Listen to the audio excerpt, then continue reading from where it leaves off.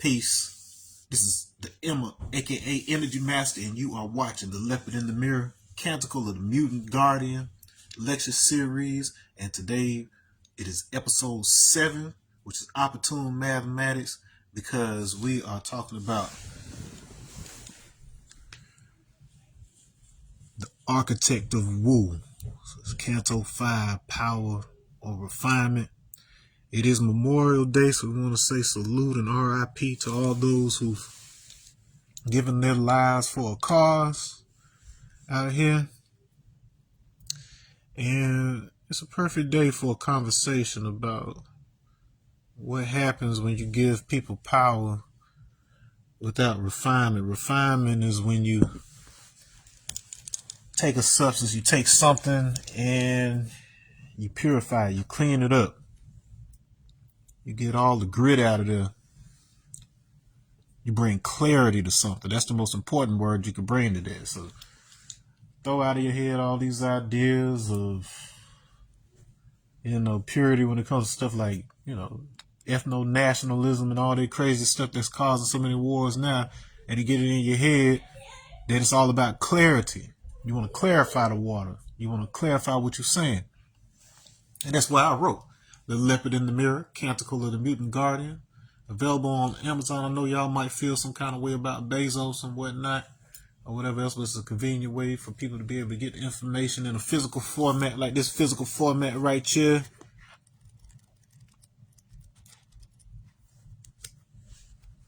Until, I sell enough of these to have my own publishing company and be able to print these at home, have my own printing press and all of that. But it's all about power and refinement, the architect of Wu. So last time in episode 6, we talked about Canto IV, and it was the introduction to the Leopard of Funk. So you got a chance to look into the chapter of my life associated with the meeting and experiences with George Clinton and Parliament Funkadelic. Now we're talking about some Wu-Tang stuff. So we're going to jump right into it. So we can go ahead and get one in before you go out and you have your barbecues or cookouts or whatever you plan on doing. It's a nice sunny day for now here in Indian River County, Florida. I haven't looked at the weather forecast, but you know how it is out here. Peace, Adrian. Thanks for joining. We're going to go ahead and get into it. As always, I am recording these live on Facebook first, and then I will schedule them to premiere on YouTube afterward. So make sure that you subscribe at Energy Master, Masta. We're going to go ahead and read through the canto, and then I'll break it down for you. All right. Canto V, Power or Refinement, the architect of Wu. Power came to me not as thunder, but as a metronome. Click, clack, click, clack. Order whispering to chaos, law teaching rhythm how to pray.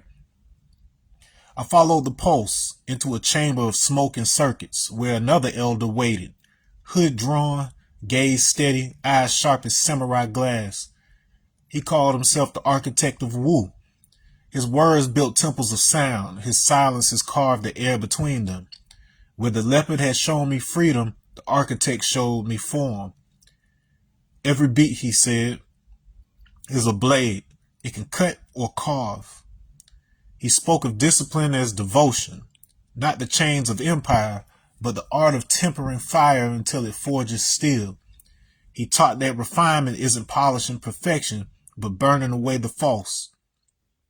When I grew impatient to build my own kingdom, he reminded me, the highest note is useless if the string below it is out of tune. So we tuned for hours, days, years. We tuned until sound became sight. Every snare hit drew geometry. Every word found weight.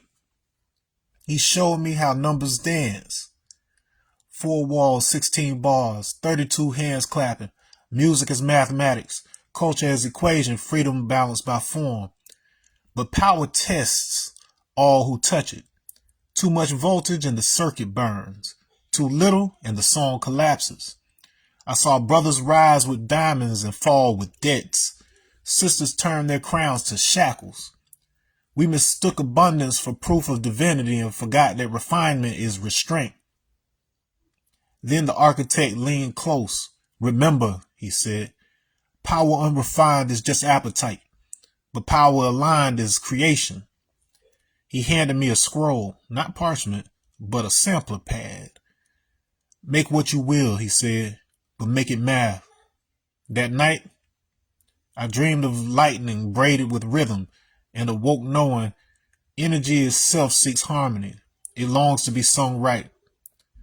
The Guardian's hum deepened. I felt the current move through every cell, not as command, but as communion. Refinement was revelation. Power was patience in motion. And the world newly electrified waited for its next chord. I think that's it. Let me see. Yep. Boom, boom. All right. Back to the top. Back to the top. Back to the top we go. So what's going on here besides the obvious, huh? All right. So power came to me not as thunder, but as metronome. So it's continuing that theme where, it's tempting when you're writing a story, for the sake of entertainment value or whatever it is, it's tempting to want to overly hype things or, blow things up. But then one of the continuing themes throughout this book is something that I guess in a lot of ways I inherited through my time with yoga, where, we're always out there chasing something miraculous. We want to see something big and miraculous happening. And then we try to increase ourselves to the point where we can see those things. But yoga works the opposite way, where you sit still for long enough and you get the ego out of the way long enough for you to realize how miraculous life already is. And, you have people that'll search for a lifetime and go all over the world, travel to the pyramids and to the Shaolin Temple, all these different places. But then a master, because they've quieted the inner dialogue, they can hear and see the conversation happening around us at all times, to the point something as simple as a blade of grass or the beating of a butterfly's wings sparks the inspiration that has them be able to extract the secrets of the cosmos from just that one small thing. And then that's what we're really talking about right here. They keep you on their chase in order to distract you from the truth that's already right there with you. And so when I say the power came to me as thunder, it did not come to me as thunder, but as a metronome. It's saying it's a rhythm to things. Once I started realizing the rhythms of weather, I knew how to prepare for the storms to come. All right, click, clack, click, clack, the back and forth sound of the metronome. This is order whispering to chaos. Law teaching rhythm how to pray. Right, so it's a dialogue. You can't have one without the other. What are you bringing order to if there's no chaos? It was something I was thinking earlier. I was like, this world only works, or at least human existence only works, if some things are off. Because unless you have the opportunity to notice that there are some things off, you have no way of perceiving that a lot of things are on. That you live in a switched on universe, baby. And Austin Powers, yeah, very switched on, baby. So you can't, it's like being born. I use this metaphor all the time. I picked this up when during my landmark training, but I see a spider. That's a big one too. I'm gonna let it live for now. Whatever, but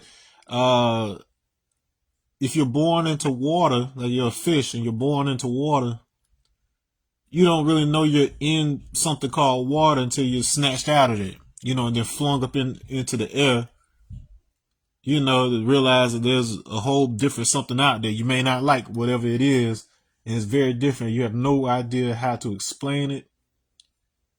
And so once you land back in the water, you sound like a nut job trying to explain this to other fish who've never been out of water.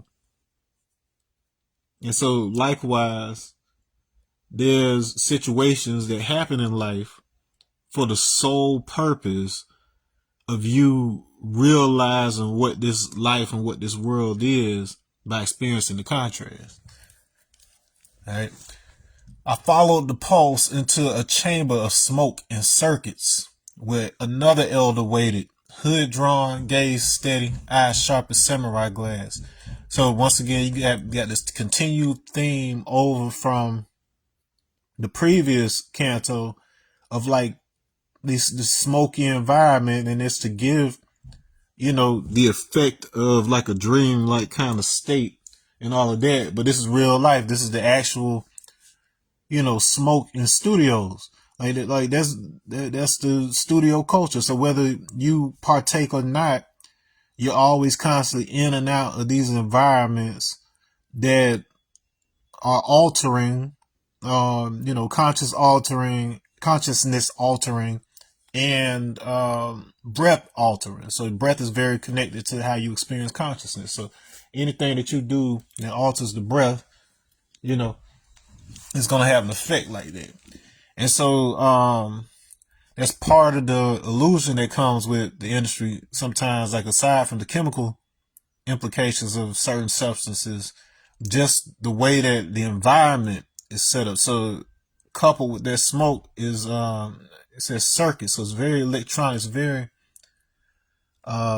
futuristic in a way in that regard. You're always using the cutting edge of technology, and so it's like you're programming the future in a lot of ways, because you're creating something that is the seed for something that you're going to, you know, going to release into the world, and then it could create a whole world.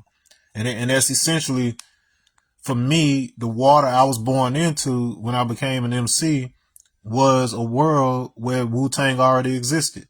So it didn't matter that even before I had heard of Wu-Tang, me and my cousins, we were already big on Kung Fu and hip hop, just different things like that. Like just based on our influences, we just had a natural affinity to all the same things that Wu-Tang liked when they were growing up and stuff. And so in a lot of ways, even if it doesn't even matter if we doing a more southern funky George Clinton inspired style or whatever, if we got anything to do with martial arts and we black at the same time or whatever, you're going to draw comparisons to Wu-Tang Clan. So it just becomes a matter of, do you accept that y'all are just cut from the same cloth, or do you constantly try to resist it?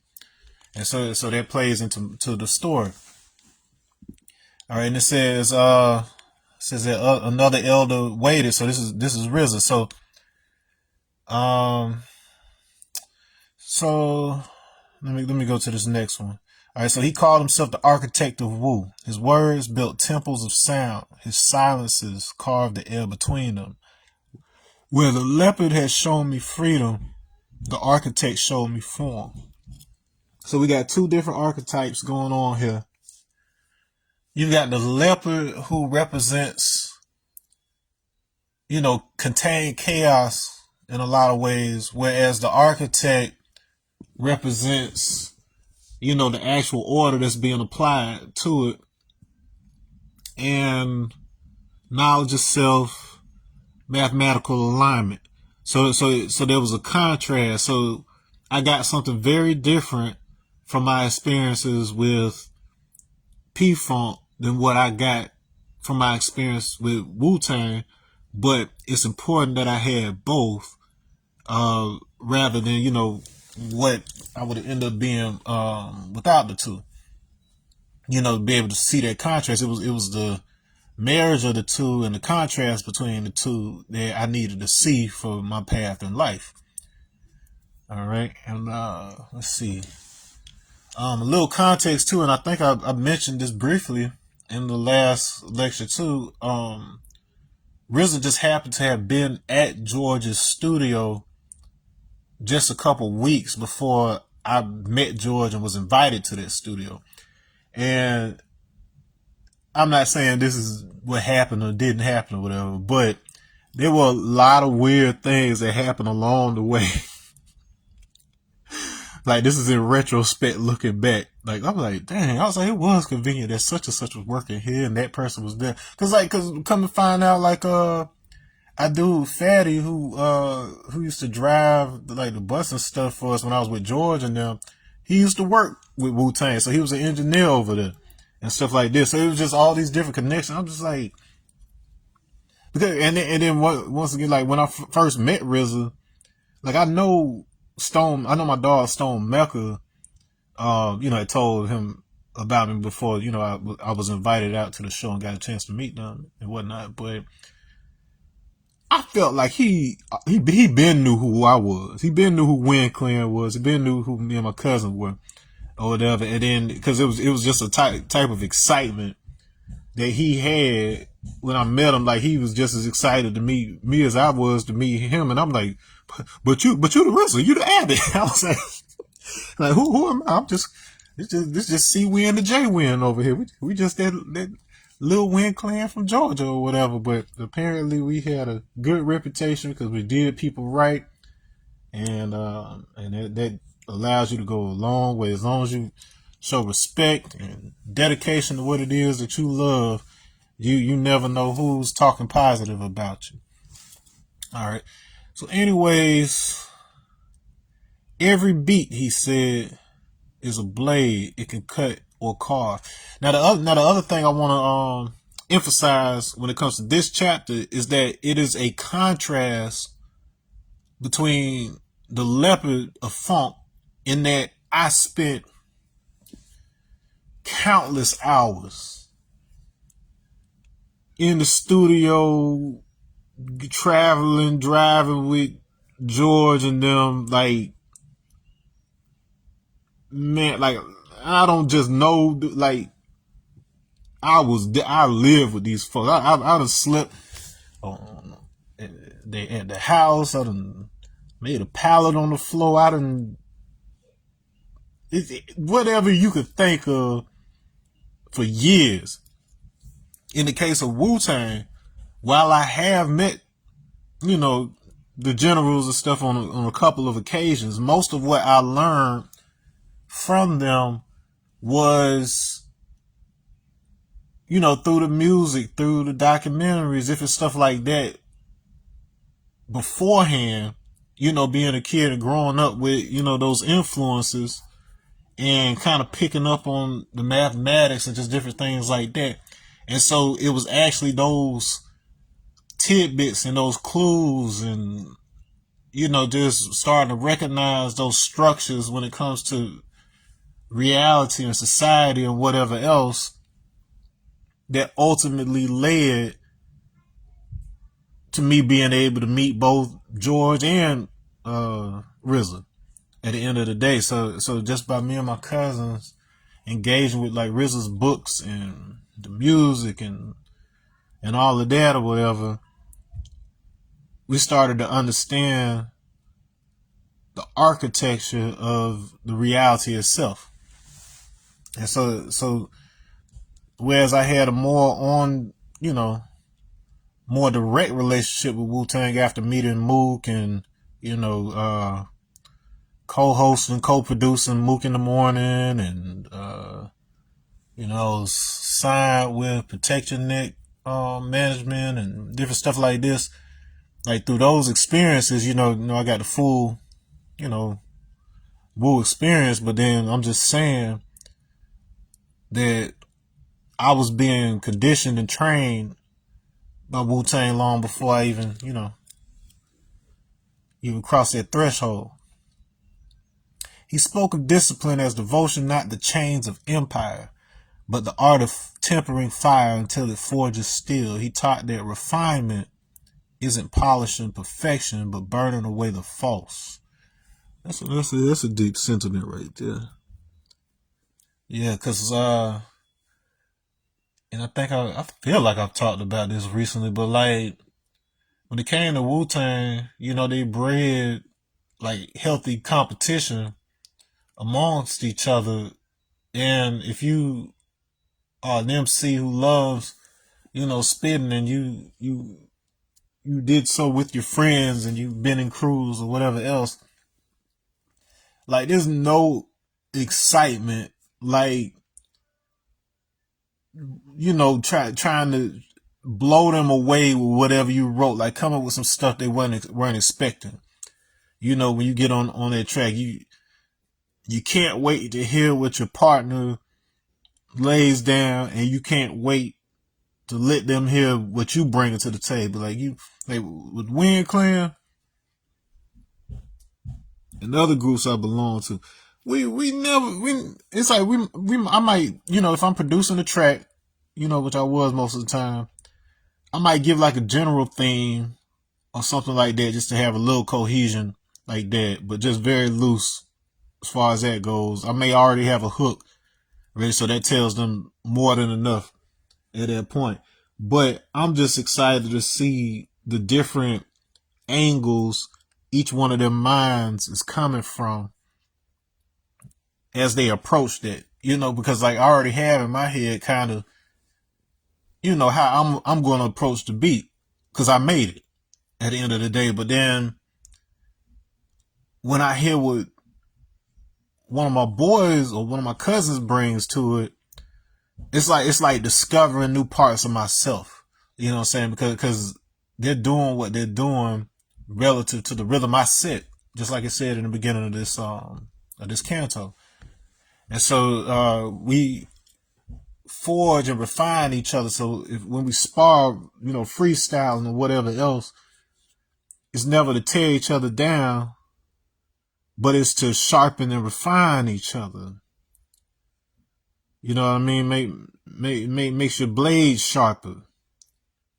At the end of the day, that's what sparring is for. You know what I mean? So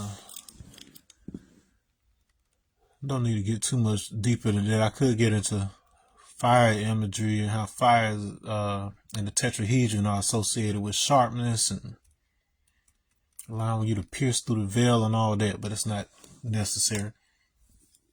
When I grew impatient to build my own kingdom, he reminded me the highest note is useless if the string below it is out of tune.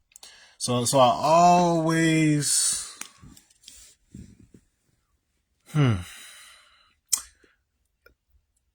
always felt that it's like, even though it was easier to be a solo artist, like it was so much easier to, not have to wait on anybody to do anything. I could just make the beat, record the track, go straight to the to one of the spots and perform it, and everything else.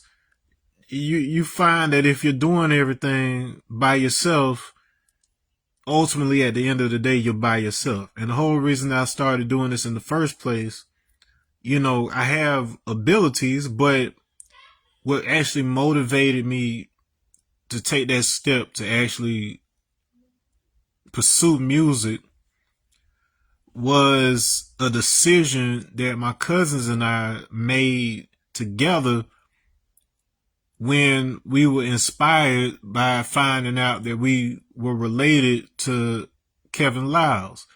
So you know him for a lot of things now, but at the time he was vice president of Def Jam Records, and before that point, we didn't know we had anybody like that in our family. So it wasn't even about like trying to jock him or, try to get an opportunity, something like this. It was just like we was just so moved and inspired that somebody we considered one of us, had elevated to that level within it. So it made it a reality at that point. You know what I mean? And so, but that was a choice that we made together. Like the others, it was, I'm the oldest.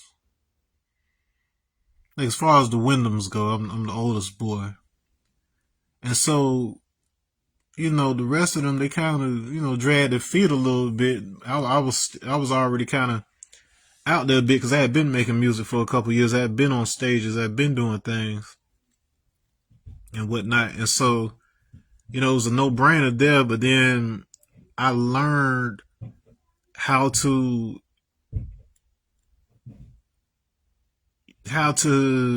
organize the orchestra, if you will. Each one of them has a voice in an orchestra. They each an instrument, and so I had to understand them and learn them enough to be able to bring out the best sound out of each of them. And then after that, I had to figure out how to get them to play well together, how to harmonize together. So it was like all these different lessons, and they were largely understood through the lens of watching Wu-Tang in a lot of ways, because it not by any means at all perfect in the way they work and deal, but at the end of the day, that flag still flies. You know what I'm saying? Like they still family at the end of the day. And so we didn't just learn that from them. It was something that of ourselves that we saw in them. So by the time me and Jay went go out there to Texas and meet Wu-Tang, it was just like being at a family reunion at the end of the day. That's how we were treated too. So we tuned for hours, days, years. That's me listening, standing in the lab, trying to get the sound right for years. Not necessarily RZA being hands-on with my music situation. We tuned until sound became sight. Every snare hit drew, Every snare hit drew geometry. Every word found weight. He showed me how numbers dance. So, yeah, to some extent. But I had, like, since I was small, I had like a slight level of synesthesia, to where I could associate certain colors and like kind of color combinations with sounds. Like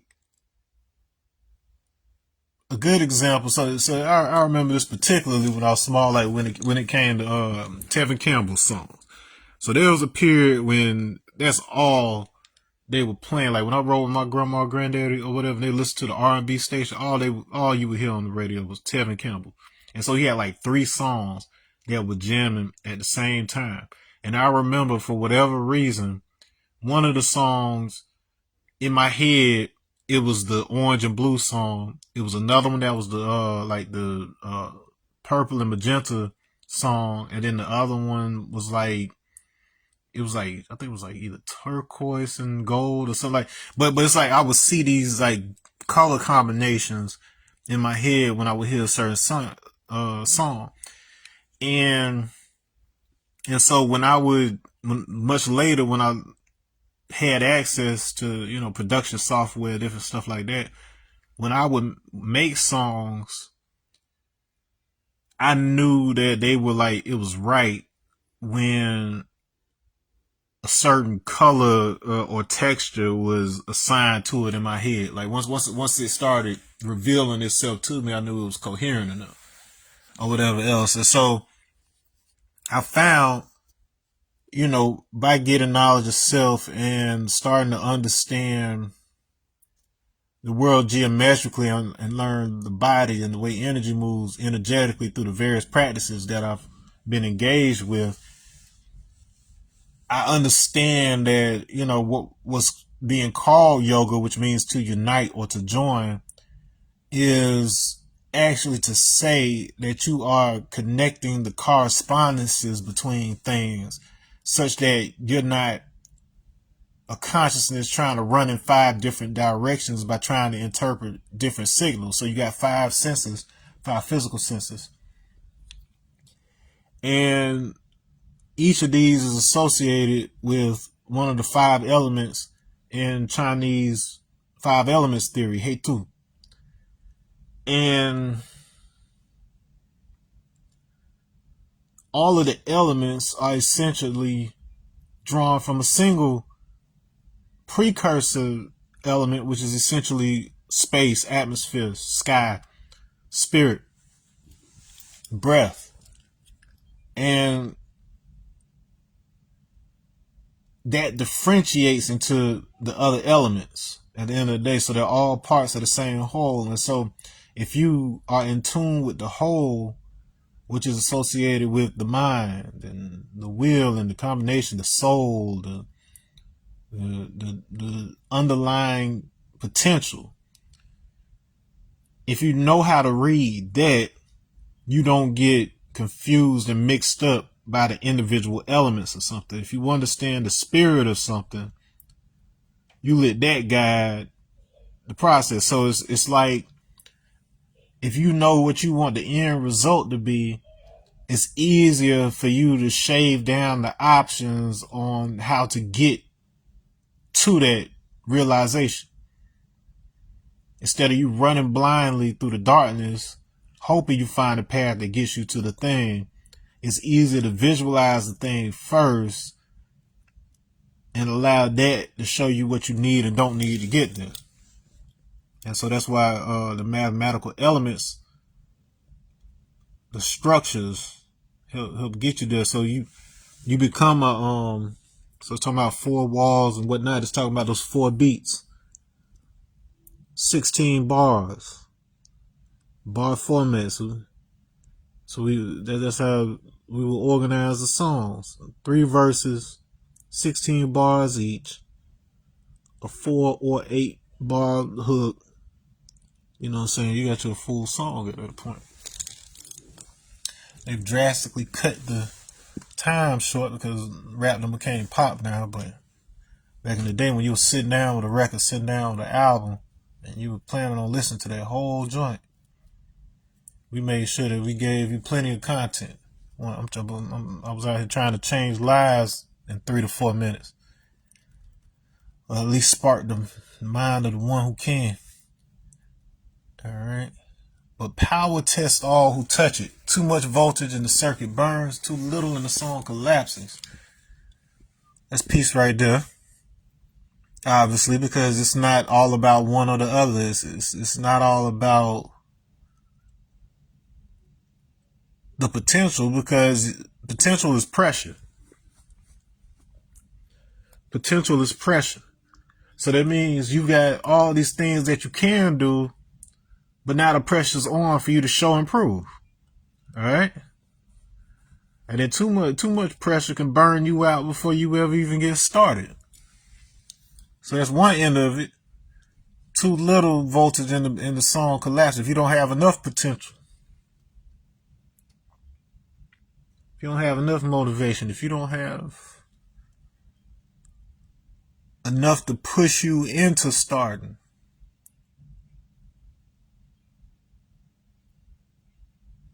it's power. You got to have enough power to keep the program running, but you don't want to have so much that it destroys the program. I saw brothers rise with diamonds and fall with debts. Sisters turn their crowns to shackles. We mistook abundance for proof of divinity and forgot that refinement is restraint. It ain't about what you have or how much you have. It's how civilized you can be with those things. Like an example I was giving in the previous talk was that when I met DJ Dimp or whatever, he knew how, from me volunteering and, being an intern in different situations, people knew my grind. They knew my work ethic. I had their respect. So by the time they even found out I could do music, they were already more than willing to open the doors. Like, I've performed at Dimp Week before. You know what I'm saying? Like, this is what I'm talking about. Focus on your character and shaping that. Like, it ain't about chasing something out there. You do have to make moves or whatever else, but there's a difference between moving blindly. There's a difference between trying to maneuver, and it's quite another, to be on your square and then, your gravity is drawing things to you. So it's like I always say, the sun don't chase the planets. The sun, you see, sits at that center. He gets centered, and he's not simply observing. He's respecting. Because when you radiate respect, and you do so by respecting yourself, there's certain visual cues and certain things people can look at you, tell, do you take care of yourself? How do you carry yourself? How do you speak? How do you speak to certain people? People watch that. And that's how you radiate out on the people like sunlight. And it's how you radiate those gravitational waves such that planets stay in orbit. There's some people whose whole life revolves around you because of something they feel like they get from you, be it financial or emotional or whatever else. And if you see that we are all shining suns, and when each of us is a sun, there's a certain distance that we need to be from each other in order to be able to operate and keep our planets in order and whatnot. But at the same time, even that is organized. That's not random. There's a structure and an order to that distance. And so power isn't just trying to exert your power on everything, especially not on other suns, or you're going to collide. And that's where war comes from. Whatever, but understanding that there's a geometry even to that at the end of the day. So if you understand it on the small scale, you can understand it on the big scale. It's just about scaling it up. Then the architect leaned close. Remember, he said, power unrefined is just appetite, but power aligned is creation. So when it's measured and it's tempered, like I said before, you ain't out there just ravenous, biting into whatever, comes your way. You're growing the fruit. The power to see something through to the end. You planted a seed, watched the plant grow, and then it produced fruit. And you ate that delicious fruit. He handed me a scroll, not parchment, but a sampler pad. Make what you will, he said, but make it math. Yeah, it's different from back in the day. Now, see, with funk, the whole theme, the whole motif is for something to be off. You don't want to be so off that it alienates and a person can't, get with it. But once that groove is locked in, you trying to subvert expectations. That's a perfect description for the funk that I would also place on really Boots Riley movies and shows in general. But I just saw I Love Boosters. What's today? Monday, Saturday. I went to go see that joint. I don't know what to say about it. I mean, I like it, but I honestly don't know what to say because it's just, how do you describe that to somebody? Because it's just, it subverts expectations in so many places. Like, there's little style choices and background choices and plot pivots and character introductions and things of that nature. You do not know what to expect. It was the same way when I saw Sorry to Bother You. Like, there's no way I could have predicted certain elements of that film. And so I leave it like, I don't know what I just witnessed, but I got to tell somebody about this. And that's a special place when it comes to art. Right there. Because now you're creating a space for conversation. And that's all reality is. It's a conversation. It's an exchange. Some parts of that exchange are more visible than others. But at the end of the day, that's what it is. It's a conversation. And so if you understand exchange on that level, once again, when it comes to your finances or whoever else, it's just a matter of scaling up. But I say that to say, whereas the funk is largely based on, trying to bend it, trying to, be off a little bit. You get to this digital era, you got to understand the equipment itself enough for you to be able to simulate being off. So you got to be so on that you understand how to be off. Like, you know what the expectation is for the listener, so you know how to mess with that just enough to where it still works technically and sonically, but it's still able to move the people. So it's a balance. It's the integration of those two extremes. That night I dreamed of lightning braided with rhythm, and awoke knowing energy itself seeks harmony. It longs to be sung right. See, that's the thing. So art isn't about just trying to make something happen. It's about you feeling and detecting something that is itself a pressure. So remember, I say a potential is pressure. That's voltage. So creation, there's a voltage, a pressure that builds up, an environmental pressure. And then when you're talking about genetics, environmental pressures are what causes certain genes to express and certain other ones to cut off. It's basically modulating based on what you need in that moment. And there's unique pressures that we faced in America that, our people may not have had to, experience elsewhere. They have their share of different environmental pressures, but America is unique in that a lot of those pressures are social in nature and digital in a huge nature. We have a pretty big head start on some areas of the world as it relates to the way we generate realities that have no rooting in the actual natural world, the natural or physical world.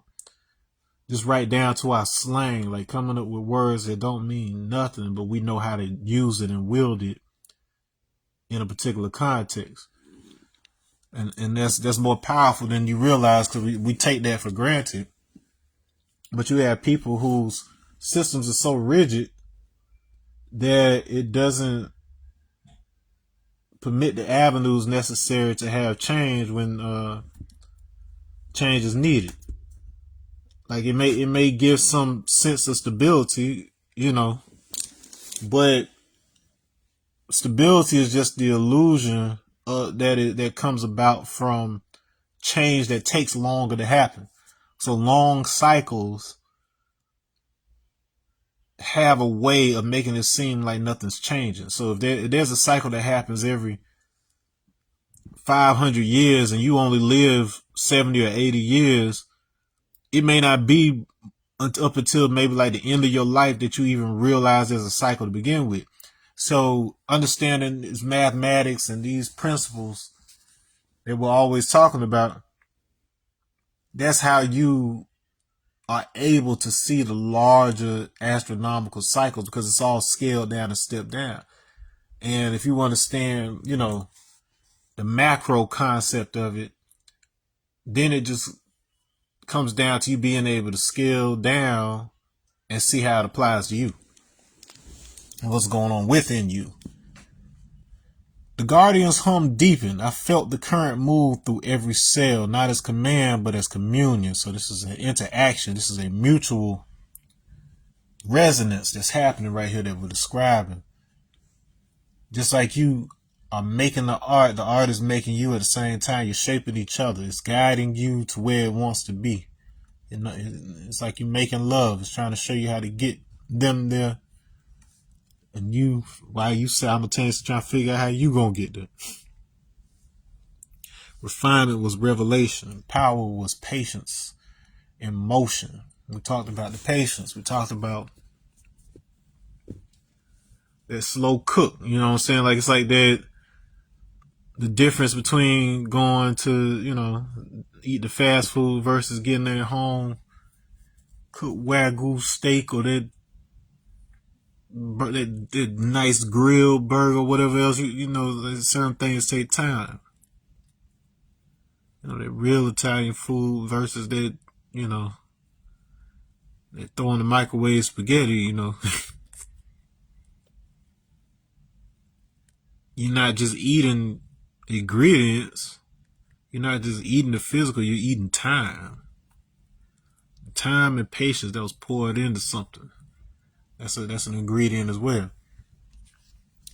And the world, newly electrified, waited for its next chord. So this is coming off of some of the same imagery that I described as a foreshadowing of the OBE experience. So we get into it, so it loops back into it in different ways. But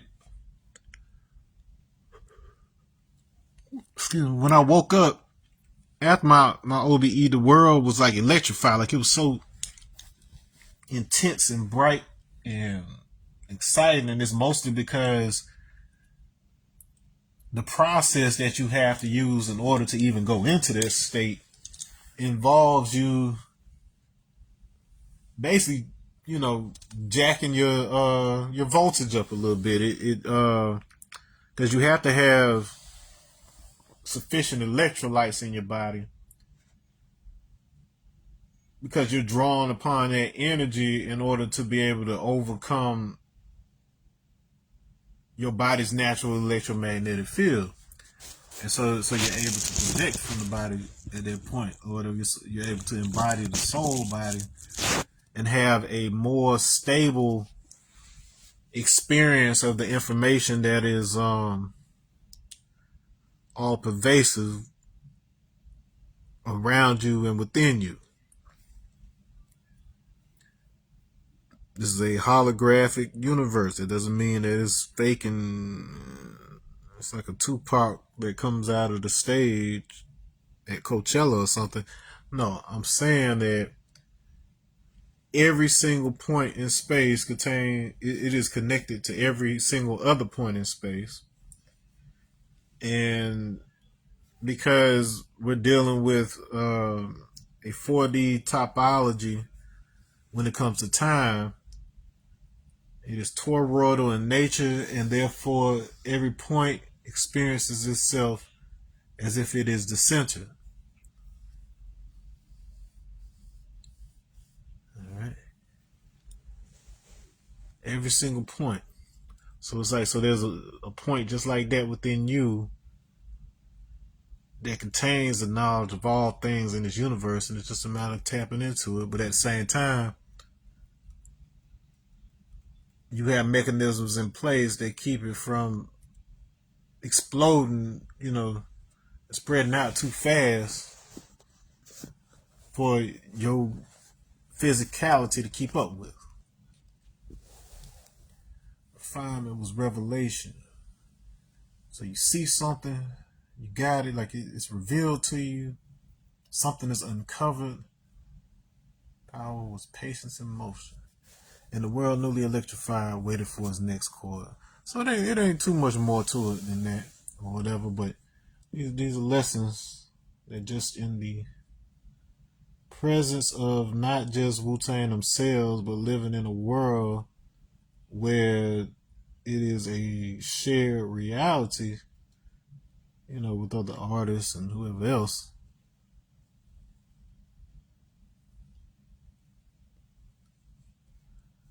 It's a powerful thing. We just got to refine that reality. We just have to clarify, uncover, be patient. All right. And on that note, let me get out of here. Let me see what's going on for Memorial Day, y'all. Peace.